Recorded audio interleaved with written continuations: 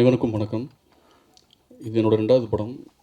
என்னுடைய முதல் படம் ரொம்ப சின்ன படம். இருந்தாலும் வந்து ப்ரெஸ்ஸு, மீடியா, பத்திரிகைகள் நண்பர்கள் எல்லாருமே வந்து அவ்வளோ சப்போர்ட் பண்ணீங்க. அது என் லைஃப்பில் மறக்கவே முடியாது. எப்போவுமே ஃபஸ்ட்டு படம்ன்றனால அது ஒரு மிகப்பெரிய ஒரு பூஸ்ட்டு கிடச்சிது உங்கள் த்ரூவா. ஸோ 2வது படம் நான் பண்ணும்போது இந்த படத்தோட ஃபஸ்ட் லுக் வந்து முதல்ல வந்து மீடியாவுக்கு தான் காட்டணுன்றது என்னோடய விருப்பத்தை வந்து நான் ப்ரொடியூசர்கிட்ட சொன்னேன். அது ஏன் அப்படின்னா, யூஸ்வலாக வந்து ஃபஸ்ட் லுக் வந்து ட்விட்டரில், ஃபேஸ்புக்கில் வந்து ஒரு யாராவது விவிஐபிஎஸ் இல்லை ஸ்டார்ஸ் வந்து வெளியிடுவாங்க. அதுதான் வழக்கம். பட் அப்படி இல்லாமல் இது வந்து மீடியா த்ரூவாக போகணுன்னு நான் நினச்சோம். ஏன்னா நான் நம்புகிற ஸ்டார்ஸ் வந்து நீங்கள் தான். ஏன்னா எங்களை மக்கள்கிட்ட கொண்டு போய் சேர்க்குறதே நீங்கள் தான்றனால உங்கள் த்ரூவாக தான் இது வரணுன்றது என்னுடைய ஆழமான விருப்பமாக இருந்தது. இந்த விருப்பத்தை வந்து நிறைவேற்றி கொடுத்த என்னோடய தயாரிப்பாளர் சுரேஷ் சுப்ரமணியம் அவர்களுக்கு நான் ரொம்ப நன்றி தெரிவிச்சுக்கிறேன்.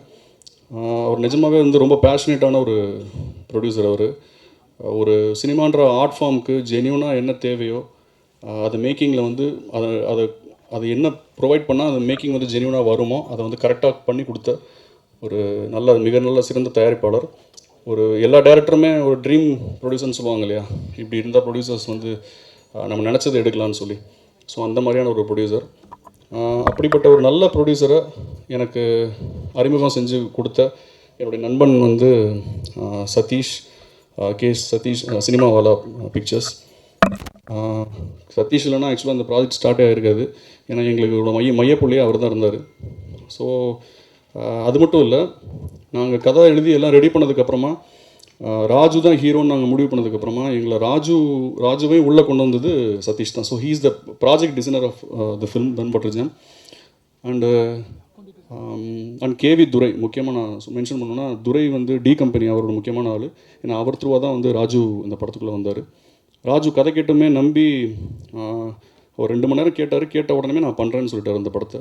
ஸோ அதுதான் முதல் நம்பிக்கை. அதுக்கப்புறம் இந்த படத்தில் ஒரு ஃபென்டாஸ்டிக்கான காஸ்ட் அண்ட் குரூ இருக்குது. காஸ்ட்னு பார்த்திங்கன்னா ஆத்யா, பவ்யா இவங்க நடிச்சிருக்காங்க. அதுக்கப்புறம் என்னோடய favourite Charlie sir, Saranya ma'am, Devadarshini, இந்த மாதிரி ஒரு ட்ரீம் காஸ்ட் இருக்குது. ரொம்ப முக்கியமான ரோல்ஸில் ரொம்ப நல்ல ரோல்லாம் மைக்கேல் தங்கதுரை பண்ணியிருக்காரு, விஜே பப்பு பண்ணியிருக்காரு. வேறு யாரையும் விட்டுருந்தா மன்னிச்சிருங்க. ஸோ எனக்கு நான் எழுதி வச்சு பேசலை, நான் இயல்பாக என்ன வருதோ அதை தோன்றதை பேசுகிறேன். இந்த போஸ்டர் நீங்கள் பார்த்துருப்பீங்க, ஃபஸ்ட் லுக் போஸ்டர். ஸோ இந்த போஸ்டர் வந்து ஒரு போர்க்களத்தில் ஒருத்தன் உட்காந்து ஜாலியாக பண்பட்ட ஜம் சாப்பிட்ருக்கான்ற மாதிரியான ஒரு விஷயம் அது. இது என்னென்னா, படத்தில் இருக்கிற ஈஸியாக ஃபோட்டோ ஷூட் பண்ணிவிட்டு ஒரு போஸ்டர் டிசைன் பண்ணிடலாம். ஸோ அப்படி இல்லாமல் படத்தோட ஒரு கோர் ஃபிலாசபியை ஒரு சென்சிபிளாக அது ஒரு மெட்டாஃபராக ஒரு ரினைசன்ஸ் பெயிண்டிங் மாதிரி பண்ணணுன்றது என்னோடய விருப்பம். அதை என் ப்ரொடியூசர்கிட்ட சொல்லும்போது அவர் வந்து ட்ரை பண்ணி பார்க்கலான்னாரு. எவ்வளோ சேலஞ்சஸ் இருந்தது. கிட்டத்தட்ட ஒரு 50 days வந்து கையில் வரைஞ்சது தான் அந்த போஸ்டர். இங்கே நிறைய டிசைனர்ஸ் கிட்ட நாங்கள் வந்து ட்ரை பண்ணும்போது நிறைய பேர் வந்து பின்வாங்கிட்டாங்க. ஸோ ஃபைனலாக we found yellow tooths. So அவங்க தான் வந்து இதை நல்லா வரைஞ்சி இந்த லெவலில் கொண்டு வந்திருக்காங்க. So thanks to yellow tooths. And என்னோடய காஸ்ட் அண்ட் க்ரூவை நான் இன்ட்ரடியூஸ் பண்ணணும். பட் எல்லோரும் பேசி முடிச்சதுக்கப்புறம் நான் கடைசியாக நான் முக்கியமான, அதாவது மேடல் இருக்கிறவங்க தான் முக்கியம், கீழே இருக்கிறவங்க முக்கியம் இல்லைன்னு அர்த்தம் கிடையாது. இடம் பற்றாக்குறை ப்ளஸ் யார் கொஞ்சம் இது வந்து ஒரு சின்ன ஈவெண்ட் தான்றனால நிறைய பேர் பேச வேணான்றனால நாங்கள் வந்து யாரையும் மேலே கூப்பிடல. ஸோ இனிவே ஃபைனலாக எல்லோரும் பேசி முடிச்சதுக்கப்புறம் நான் டெஃபினட்டாக அறிமுகப்படுத்துகிறேன். அதான் வாழ்க்கையில் வந்து நமக்கு நிறைய போராட்டம் நடக்கும், பிரச்சனைகள் இருக்கும். இந்த போர்க்களம்னு நான் டிபிக் பண்ணது வந்து எல்லாரோட மைண்ட்லேயுமே இந்த போர்க்களம் இருக்குது. லைஃப்பில் வந்து நம்ம பிரச்சனையை சந்திச்சுட்டே இருப்போம். ஆனால் அன்றாட ஒரு சின்ன என்ஜாய்மெண்ட்ஸ் இருக்கும். அந்த என்ஜாய்மெண்ட்ஸ் வந்து நம்ம என்ஜாய் பண்ணாமே போவோம், தள்ளி போட்டே போவோம். நாளைக்கு பார்த்துக்கலாம்னு சொல்லிட்டு ஒரு நாள் அந்த நாளையே இல்லாமல் போயிடும். ஸோ அந்தந்த கணத்தோட ஒரு சந்தோஷத்தை அனுபவிக்கணுன்றது தான் அந்த ஃபிலாசபி தான் இந்த போஸ்டர் மூலமாக நான் லவுடாக சொல்ல நினச்சேன். அது எனக்கு தெரிஞ்சு நல்லா கன்வே ஆயிருக்குன்னு நான் நம்புகிறேன். உங்களுக்குலாம் பிடிச்சதுன்னு நான் நம்புகிறேன். அண்ட் ப்ரெசன்ட் மீடியா உங்கள் சப்போர்ட் தான் வந்து இந்த படத்தை மிகப்பெரிய வெளிச்சத்துக்கு கொண்டு போகணும். நீங்கள் எப்பவும் கூட இருந்து இதை வந்து உங்கள் படமாக பார்த்துக்கணுன்னு நான் கேட்டுக்கிறேன். And thank you so much. Thank you Johnson sir and my team. Thank you. Hi. இங்கே ஆல்மோஸ்ட் எனக்கு எல்லாருமே ரொம்ப க்ளோஸ் ஃப்ரெண்ட்ஸ் தான். ஒரு 80% எனக்கு எல்லாருமே தெரியும். So thank you once again. First Suresh இந்த படத்தோட ப்ரொடியூசர், அவருக்கு தான் தேங்க்ஸ் சொல்லணும். சென்னைக்கே வராமல் யூஎஸில் இருந்துட்டு கதை கேட்குறப்ப வந்தார். வந்துட்டு கதைலாம் கேட்டுட்டு ப்ராஜெக்ட்லாம் செட் பண்ணிவிட்டு போனவர் தான். இந்த நிமிஷம் வரைக்கும் வரல. படத்தை நல்லபடியாக முடிச்சாச்சு. ஸோ ஒன்லி ஃபோன் கம்யூனிகேஷன், இல்லைனா ஒரு வீடியோ காலில் தான் ஆல்மோஸ்ட் எல்லாமே நடக்கும். பட்ஜெட் அப்ரூவல்ஸாக இருக்கட்டும், டெக்னீஷியன்ஸு, என்ன எக்யூப்மெண்ட்ஸ் வேணும் எல்லாமே மெயிலு, வாட்ஸ்அப், ஆல்மோஸ்ட் இதிலே எல்லாமே முடிச்சிட்டாரு. ஸோ இந்த மாதிரி ஒரு ப்ரொடியூசர் கிடைக்கிறது ஃபஸ்ட்டு கொடுத்து வச்சுருக்கணும். யாரையுமே டார்ச்சர் பண்ணாமல். ஸோ ரொம்ப நல்லபடியாக பண்ணி கொடுத்தாரு. ரொம்ப பேஷனேட்டான ப்ரொடியூசர். அண்ட் படத்தோட director Raghav is my very very close friend. காலங்களில் வசந்தம்னு ஒரு படம் பண்ணியிருந்தார், சிவி குமார் ப்ரொடக்ஷனில் ஃபஸ்ட் படம். ஸோ சுரேஷ் வந்து நானும் சுரேஷும் மோர் தென் ஒரு வருஷமாக கான்வர்சேஷன்லேயே இருக்கும். என்ன பண்ணலாம், எதா பண்ணலான்ட்டு நிறைய தாட்ஸ் வந்து நிறைய டேரக்டர்ஸும் சஜஸ்ட் பண்ணியிருந்தேன். பட் அது எதுவுமே கரெக்டாக அமையலை. So finally I suggested Raghav. So ராகவையும் மீட் பண்ணேன். ராகவ படத்தையும் அவர் பார்த்துட்டு ரொம்ப நல்லாயிருக்கு, ஸோ டெஃபினட்டாக ஒர்க் அவுட் பண்ணலான்ட்டு ஒரு சின்ன லைனாக தான் இந்த கதை வந்தது. அப்புறம் ராகவ் வந்து ஹீ டுக் லைக் ஒரு மாதம் டைம் எடுத்துகிட்டு ஃபுல்லாக டெவலப் பண்ணிட்டு வந்து நரேட் பண்ணார். நரேட் பண்ண ப்ரொடியூசருக்கு ரொம்ப பிடிச்சி, சரி ஓகே வில் கோ அகேட் அப்படின்னாரு. ஸோ கதை ரொம்ப நல்லா வந்துச்சு. ஒரு நியூ ஃபேஸ், ஃப்ரெஷ் ஃபேஸாக யாரையாவது ஒருத்தங்களை நம்ம காஸ்ட் பண்ணணும் அப்படின்னும் போது தான் ஸோ எங்களுக்கு ராஜு வந்தார் மைண்டில். சரி, ராஜுவும் இதுக்கு முன்னாடி ஒரு படம் தான் பண்ணியிருக்காரு, பட் அது ஒரு ஆன்சம்பிள் காஸ்ட் அது அந்த ஃபிலிமு. ஸோ சோலோவாக இதுதான் ஃபஸ்ட் ஃபிலிம் ராஜு பண்ணிக்கிட்டோம். ஸோ ஒரு புது முகத்தை நம்பி இவ்வளோ பெரிய, ஆக்சுவலாக ஒரு பெரிய பட்ஜெட் ஃபிலிம் தான். அவர் ராகவ் சின்ன பட்ஜெட்டுன்ட்டார். ராஜுவை நம்பி அவர் ப்ரொடியூசர் இன்வெஸ்ட் பண்ணி ஸோ ரொம்ப நல்லபடியாகவே பண்ணி கொடுத்துருக்காரு. எந்த விதத்துலையும் காம்ப்ரமைஸ் ஆகலை. அண்டு ஆக்டிங்காக பார்த்தீங்கன்னா ராஜு வந்து ரொம்ப நல்லா பண்ணியிருக்காரு. நான் படம் பார்த்துட்டேன்.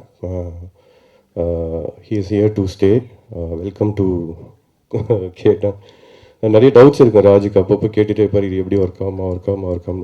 உங்களுக்கு எதுவுமே ஒர்க் ஆகாதுங்க, பார்க்குறவங்களுக்கு எல்லாமே ஒர்க் ஆகும், அதனால் டவுட்ஸ்லாம் வேண்டாம் உங்களுக்கு, ஜாலியாக. நான் படம் பார்த்து ரொம்ப நல்லா சிரிச்சு என்ஜாய் பண்ணேன். ஸோ நீங்களும் என்ஜாய் பண்ணுவீங்க. அண்டு பாரதியன லைன் ப்ரொடக்ஷன். ஸோ டெய்லியும் அவர் தான், இந்த போர்க்கள மாதிரி அவர் தான் ஃபுல்லாக ப்ரொடக்ஷனை ஹேண்டில் பண்ணிகிட்டு இருப்பார். அண்டு நிவாஸ் படத்தில் 4 சாங்கு ரொம்ப நல்லா பண்ணியிருக்காரு. நிவாஸும் சூப்பராக வந்திருக்கு சாங். டெஃபினட்டாக கேட்டுட்டு நீங்களே சொல்லுவீங்க. எக்ஸ்ட்ராடனரியாக போட்டிருக்காப்புல. ரிப்பீட் ஆடியன்ஸ் அந்த சாங்குக்கு இருப்பாங்க. And heroine Adhia. ஸோ அதுக்கு ஒரு ஹீரோயினும் வேணும். ஸோ அதுவும் ஒரு நியூ கம்மராக போகலாம். ஸோ இந்த ஃபிலிம்க்கே ஒரு ஃப்ரெஷ் லுக் கொடுக்கலான்னும் போது ஸோ நிறைய ஆப்ஷன்ஸ் போயிட்டே இருந்தது. So finally we found out ஆதியா.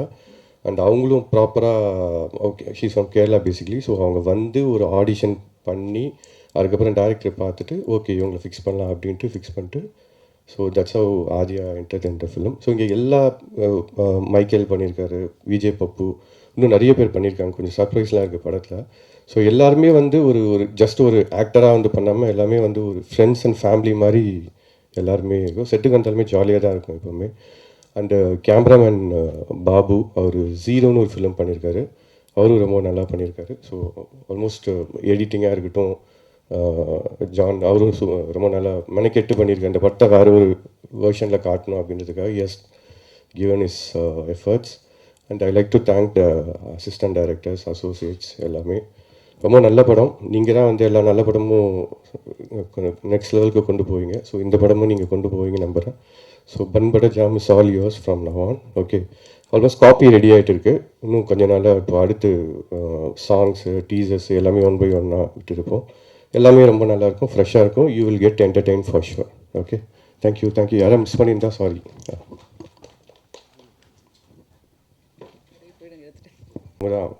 மெயினாக அவங்களால தான் இந்த ஈவெண்ட் இவ்வளோ பெருசாச்சு. Thank you sir, thank you so much. உங்களால் தேங்க்ஸ் ஆனால் நம்மள ஒரு ஃபேமிலி மாதிரி. தேங்க்யூ சதீஷ். அடுத்ததாக நான் பேச அழைக்கிறோம் தெகடி சேதுபதி, ஜீரோ, கோடியில் ஒருவன், டக்கர். எல்லோருக்கும் வணக்கம். பத்திரிகையாளர் நண்பர்களுக்கும் வணக்கம். My team. Bun butter jam வந்து என்னுடைய ஃப்ரெண்ட் சுரேஷ், அவர் வந்து யூஎஸில் இருக்கார் சொன்ன மாதிரி.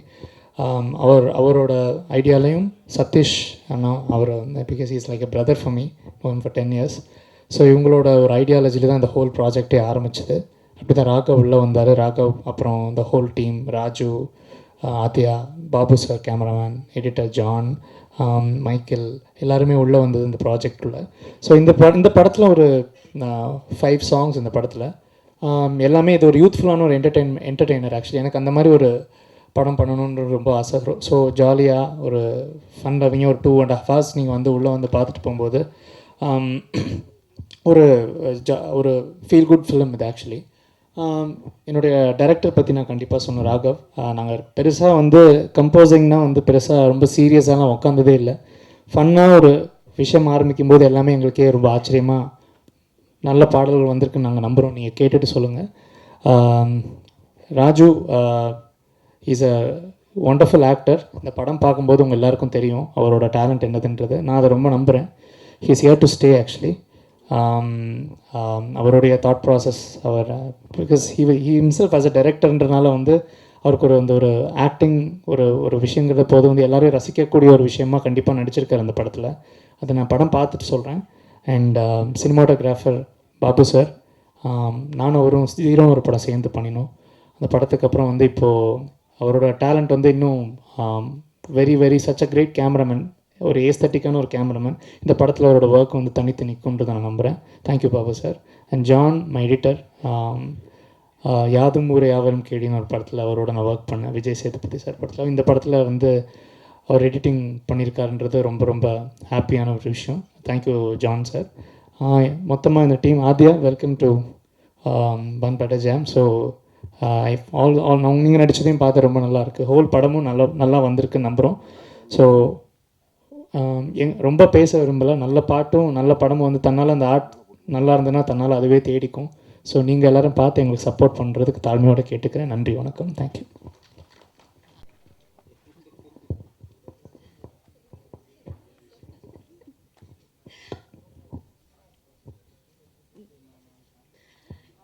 Hi everyone, thanks for being here.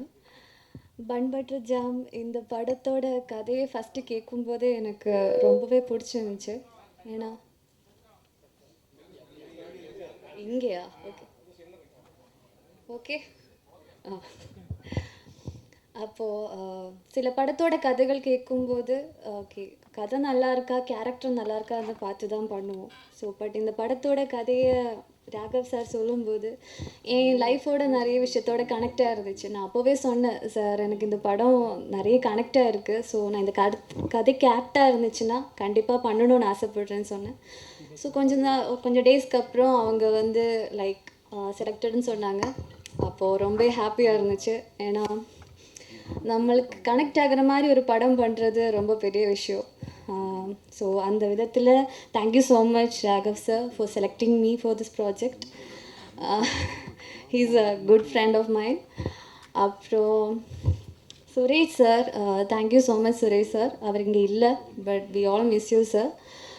இந்த மாதிரி ஒரு பியூட்டிஃபுல்லான படம் நீங்கள் எடுத்ததுனால ரொம்ப ரொம்ப தேங்க்யூ ஸோ மச். அப்புறம் சதீஷ் சார், அவரால் தான் இந்த படம் வந்து இந்த அளவுக்கு வந்திருக்கு. So thank you Sathish sir. And comes to Raju, உண்மையிலே சொல்கிறவங்க கூட ஒர்க் பண்ணுறது ரொம்ப ஹாப்பியாக இருந்துச்சு. Actually truly amazing. என்ன சொல்கிறது, எப்போவுமே அவர் அந்த கேரக்டராகவே இருப்பாங்க. அவங்க உண்மையிலே அந்த கேரக்டராக வேறு என்ன கேரக்டரான்னு எனக்கு தெரியல, பட் அவங்க படத்தில் என்ன கேரக்டரோ அதே மாதிரி வாழ்ந்துகிட்டே இருந்தாங்க படத்தில். So it was amazing working with you sir.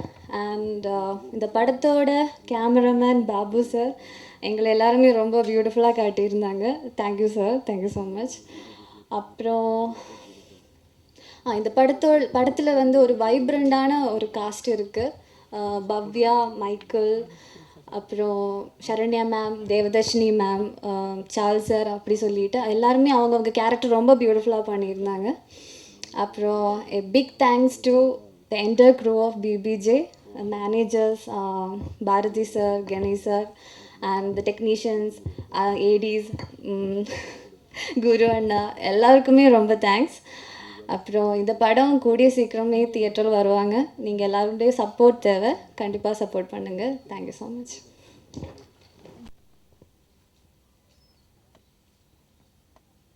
Okay தானே?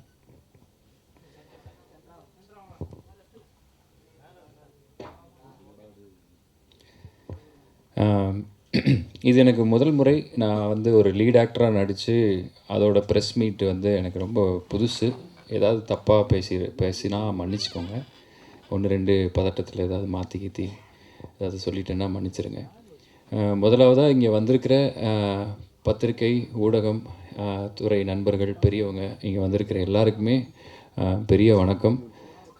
மேடையில் உட்காந்துருக்கிற டெக்னீஷியன்ஸ், கீழேயும் இருக்கிற டெக்னீஷியன்ஸ், இந்த படத்தை உருவாக்க உதவுனவங்க, ஸோ அப்படி எல்லாருக்குமே என்னோடய பணிவான வணக்கம். அப்புறம் இந்த மீடியா, இந்த ப்ரெஸ் பெரியவங்க மூலமாக என்னை பார்த்துக்கிட்டு இருக்கிற சினிமா ரசிகர்களுக்கும் என்னோடய பணிவான வணக்கம். அதே மாதிரி இந்த இடம், இந்த வாய்ப்பு, இன்றைக்கி இங்கே மைக் பிடிச்சி இந்த லைட்டு முன்னாடி நின்று நான் பேசிகிட்டு இருக்கேன்னா அது காரணமான முக்கியமான ஒரு விஷயம் விஜய் டிவி. அவங்களுக்கு என்னோட நன்றி. ஹாட் ஸ்டாருக்கு என்னோட நன்றி. பிக் பாஸ் நிகழ்ச்சிக்கும் அதில் என்னை ஓட்டு போட்டு என்னை ஜெயிக்க வச்ச இந்த அந்தஸ்தை இன்றைக்கி இந்த ஒரு மரியாதை எனக்கு கொடுத்துருக்குற எல்லா பிக் பாஸ் ரசிகர் குடும்பத்துக்கும் என்னோட பணிவான நன்றி. ஸோ இது எனக்கு ரொம்ப ஸ்பெஷலான ஒரு ப்ரோக்ராம் எனக்கு. ஏன்னா நான் இதே எல்வி பிரசாத்தில் ஃப்ரெண்ட்ஸு படிச்சுட்டு இருக்கும்போது அவங்களோட சேர்ந்து அசிஸ்டண்ட்டாக கூட சேர்ந்து ப்ராஜெக்டில் வேலை செஞ்சுருக்கேன். இன்னொன்று அசிஸ்டன்ட் டைரக்டராக இருந்த காலத்தில் என் ஃப்ரெண்ட்ஸ் ப்ரெஸ்ஸில் இருக்கும்போது இதே மாதிரியே வந்து பின்னாடி அவங்களோட வந்து உட்காந்து ஒருத்தர் என்னென்ன பேசுகிறாங்கன்னு கேட்டுக்கிட்டு இருந்திருக்கேன். எனக்கு நல்லாவே புரியும் உங்களுக்கு நாங்கள் பேசுகிறது எப்படி இருக்குது அப்படின்றது என்னால் நல்லா புரிஞ்சிக்க முடியும். ஸோ எனக்கு இது ரொம்ப ஸ்பெஷல் டேங்கிறதுனால சில விஷயங்களை மட்டும், எல்லாருமே நிறைய விஷயங்கள் சொல்லிட்டாங்க, எனக்கு தோன்ற சில விஷயங்களை மட்டும் சொல்லணும்னு நினைக்கிறேன். ஸோ அதில் முதல் விஷயம் என்னென்னா, இன்றைக்கி நம்ம வீட்டிலேருந்து கிளம்பி பக்கத்தில் இருக்கக்கூடிய சினிமா தேட்டரில் போய் ஒரு படம் பார்க்குறதுக்கே லேட் ஆகுது. பிளான் பண்ண டைமில் போய் பார்க்க முடியல. அப்போது ஒரு சினிமா தேட்டருக்கு போகிறதுக்கு எவ்வளோ லேட் ஆகும்னு யோசித்து பார்த்தா வந்து நான் கொஞ்சம் சீக்கிரமாக இது நடக்குதுன்ற மாதிரி தான் எனக்கு தோணுது. ஸோ இந்த இடத்துல நான் இன்றைக்கி என்னை கொண்டு வந்து விட்டுருக்கிற, ஸோ நம்ம ஓட்டு போட்டாலும் சரி, நம்மளை பற்றி எழுதுறது நீங்கள் எல்லாருமா சேர்ந்து தான். இந்த வெற்றியை வந்து நீங்கள் எனக்கு கொடுத்தது. ஸோ இன்றைக்கி நான் இங்கே நிற்கிற இந்த நிமிஷத்துக்கு ரொம்ப நன்றியோடு இருக்கிறேன். ரொம்ப எனக்கு சந்தோஷமாகவும் இருக்குது. இதை மாதிரியே வாழ்க்கையில் வந்து எந்த இடம் கிடைச்சாலும் அந்த நிமிஷத்தில் சந்தோஷமாக இருக்கணும் அப்படின்றத நான் இங்கே மேனிஃபெஸ்ட் பண்ணிக்கிறேன். மேலும் வந்து இந்த லாயர்ஸ் அண்ட் டாக்டர்கிட்டலாம் பொய் சொல்லக்கூடாதுன்னு சொல்லுவாங்க.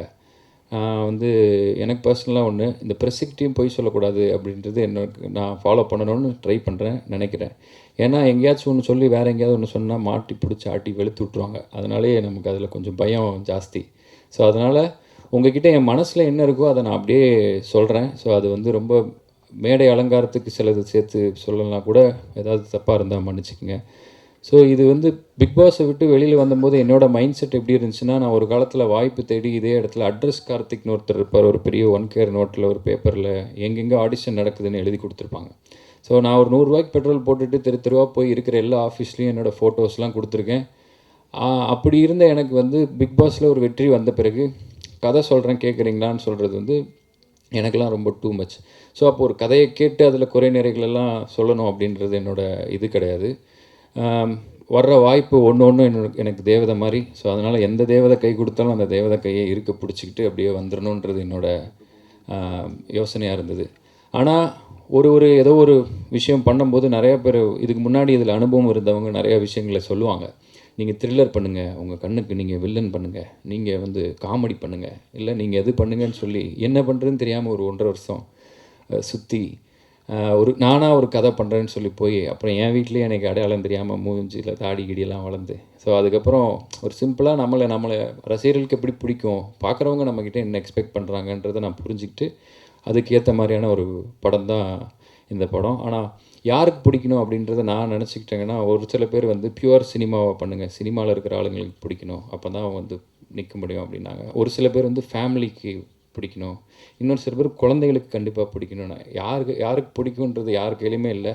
ஆனால் எனக்கு ஒரு ஆசை, இந்த படத்தை வந்து லேடிஸ்க்கு ரொம்ப பிடிக்கும்னு நினைக்கிறேன். இந்த படம் தாய் குலங்களுக்கு ரொம்ப பிடித்த படமாக இருக்கும். இந்த பண்பற்ற ஜாம் ரொம்ப சிம்பிளான ஒரு படம், அது ஹாம்பிளான ஒரு படம். அண்ட் இந்த படத்தில் நிறைய விஷயங்கள் நான் அவங்ககிட்ட ஷேர் பண்ணணும், நிறையா சொல்லணும்னு தோணுது. ஆனால் இது ஒரு போஸ்டர் லான்ச்சுன்றதுனால என்னோடய ஒரே சுருக்கமாக முடிச்சுக்கிறேன்.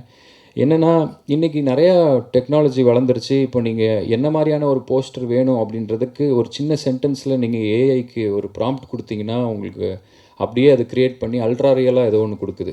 ஸோ ரொம்ப ஈஸியாக மாறிக்கிட்டே வர்ற இந்த நேரத்துலையும் கூட கைப்பட வரைகிற ஆர்டிஸ்ட்டை வச்சு ஒரு குதிரையும் ஒரு ஆள் ஒரு அம்பும் அதில் இருக்கிற ரத்தம் பன்னு பட்டர் ஜாமுன் எல்லாத்தையும் தனித்தனியாக வரைய வச்சு கேரளாவில் எல்லோ டூத் அப்படின்ற ஒரு நிறுவனம் வந்து இன்றைக்கி இந்த ஃபர்ஸ்ட் லுக் வந்து ரொம்ப சிறப்பாக பண்ணியிருக்காங்க. ஸோ அவங்க எங்கே இருந்தாலும் அதை பார்த்துட்டு இருந்தீங்கன்னா உங்களுக்கு நாங்கள் ரொம்ப கடமைப்பட்டிருக்கோம். ரொம்ப நன்றி. இதுதான் ஒரு நாய்ஸை க்ரியேட் பண்ண போகுது. அண்ட் அவங்கள உள்ள ரோப்பின் பண்ணதுக்கு ரைஸ் அண்ட் ஷைன் சினிமாவாலா நிறுவனம் சதீஷ் மற்றும் துரைக்கு என்னோடய பணிவான வணக்கம். ரொம்ப நன்றி. தேங்க்யூ. அண்டு கடைசியாக ஒரு விஷயம், புராண கதைகள்லாம் வந்து மனுஷனோட தலையெழுத்தை வந்து பிரம்மர் எழுதுறாரு அப்படின்னு சொல்லுவாங்க. அவருக்கு 4 தலை அப்படின்னு சொல்லுவாங்க. ஏன்னா மனுஷனை அவ்வளோ காம்ப்ளிகேட்டடான ஒரு ஆளை உருவாக்குறதுக்கு 4 தலை வேணும். அதே மாதிரி என்ன மாதிரி நடிகர்களை வந்து அவங்களோட தலையெழுத்து எழுதுறதுக்கு ஒரு 4 தலை முக்கியமாக இருக்குது. முதல் தலை சினிமாவுக்காக எழுதும் எழுத்தாளர். ஸோ அந்த எழுத்தாளர் இங்கே இருக்கார். என் சினிமா வாழ்க்கையின் முதல் பக்கத்தை எழுதின எழுத்தாளர். 2வது தலை அதோட டெக்னீஷியன்ஸ். அவர் ஃப்ரேமில் எழுதுவார். கேமராமேன், மியூசிக் டைரக்டர் வந்து மியூசிக்கல் நோட்ஸில் எழுதுவார்.